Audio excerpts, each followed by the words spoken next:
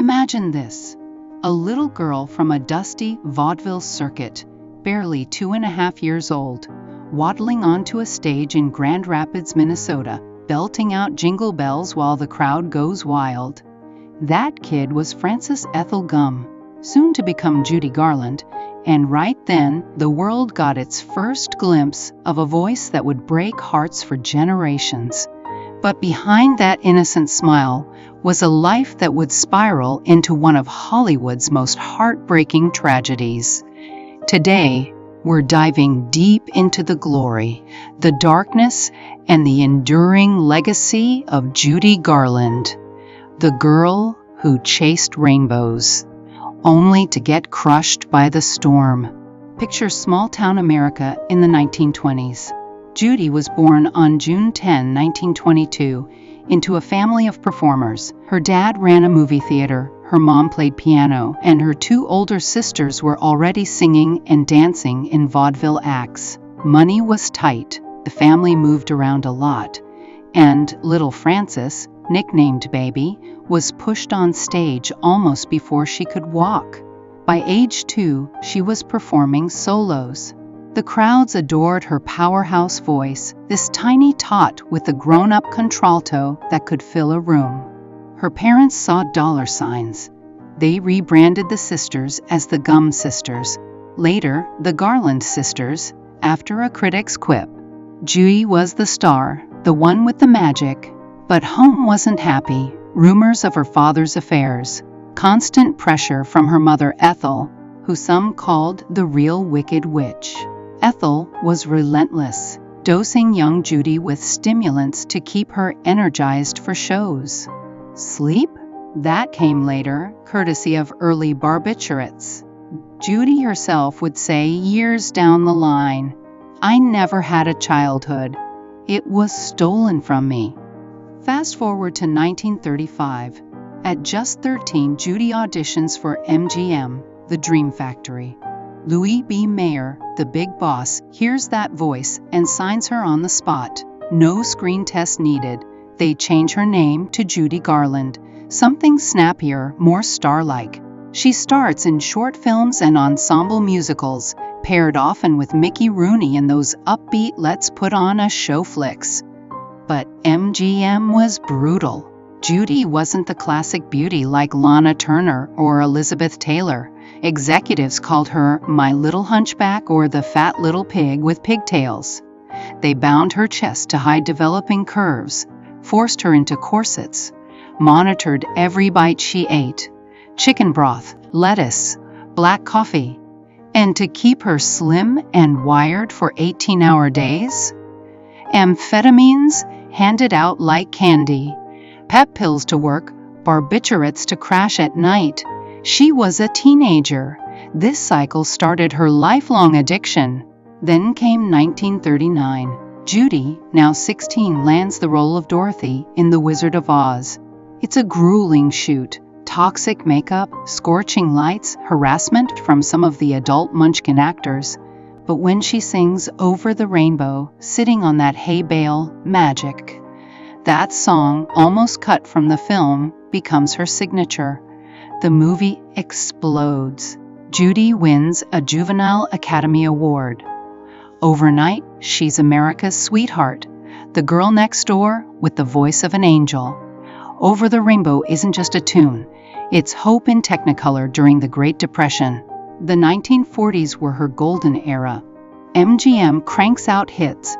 Meet Me in Street Louie, where she sings Have Yourself a Merry Little Christmas, and the trolley song The Harvey Girls, pairing with Gene Kelly and Fred Astaire. She's one of the studio's biggest moneymakers, churning out musicals like clockwork. On Broadway, she shines too. Fans call her the greatest entertainer alive. Her voice, raw, emotional, vulnerable, could make you cry 1 minute and dance the next.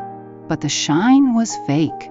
Behind the scenes, the abuse intensified. MGM controlled everything: her weight, her dates, her image. She was overworked, underslept, pumped full of drugs from the studio doctor. Judy later revealed, "They'd give us pep pills to keep going, then sleeping pills to knock us out.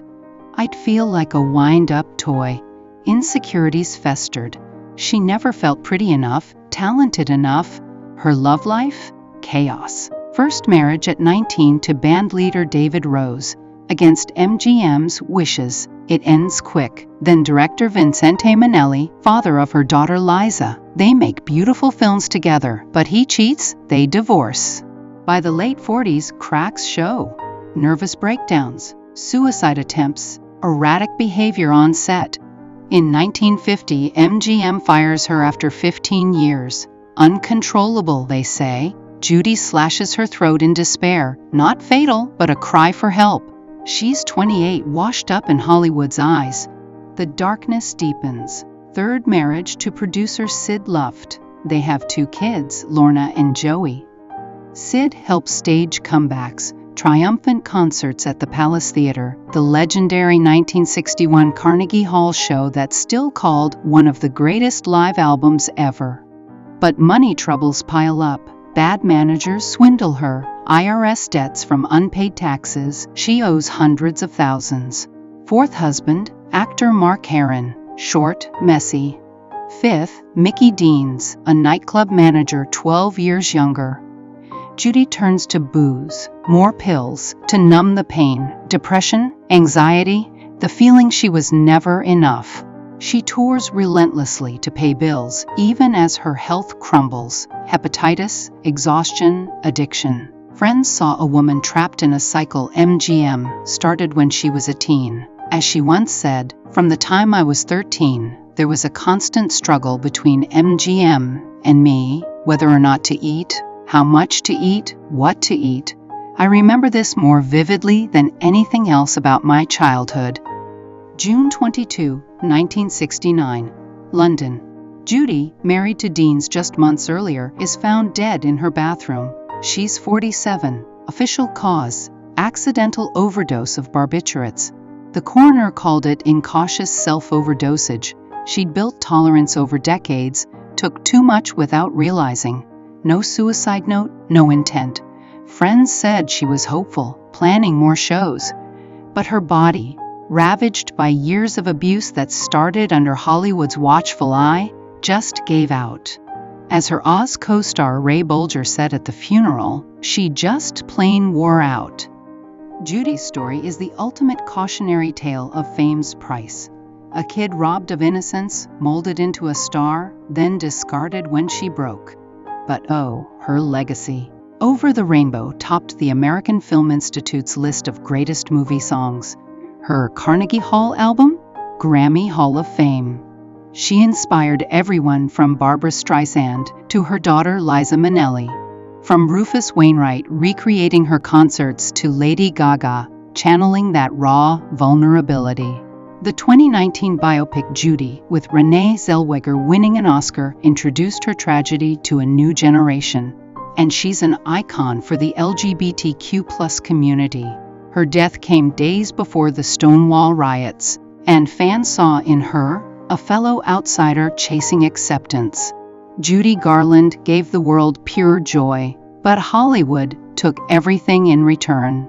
Her voice still soars over the rainbow, reminding us that behind every legend is a human who paid dearly. Fame isn't a yellow brick road, it's often a one-way ticket to heartbreak. Rest easy, Judy, you earned your peace.